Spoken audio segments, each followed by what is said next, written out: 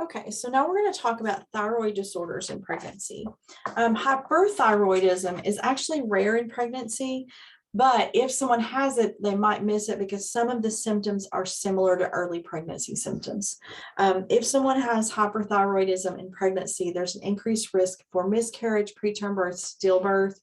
We might have an infant with thyroid dysfunction, increased risk of preeclampsia, and heart failure. So what is the treatment for hyperthyroidism?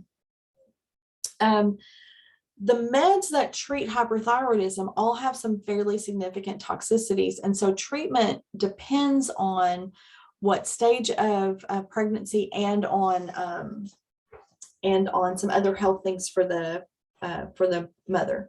So some meds that suppress the thyroid or actually destroy or damage the thyroid gland, propylthiouracil might be used. It's hepatotoxic, so we've got to watch the liver functions really well. Methimazole can be used, but it can't be used in the first trimester because it can cause anomalies. So typically what they do is PTU, the propylthiouracil, for the first trimester and then switch to methimazole.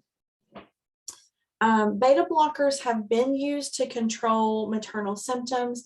That might be okay in like an acute episode of really elevated heart rate, but they shouldn't be used long-term because they affect the fetus as well. Radioactive iodine should not be used in pregnancy because it can destroy the fetal thyroid. If hyperthyroidism is severe, then sometimes a subtotal thyroidectomy, so not a total thyroidectomy, may be done during pregnancy. They usually leave that as a last resort. They're going to do it only if it's really severe. Hypothyroidism is more common. The risk of hypothyroidism, if it's not treated, are miscarriage, preeclampsia, gestational hypertension, placental abruption, preterm birth, stillbirth, low birth weight, and possible neurologic damage to the fetus. But the management is fairly easy. Okay, the management is just replace the hormone. It is safe during pregnancy. Sometimes the dosage needs to be increased as pregnancy progresses.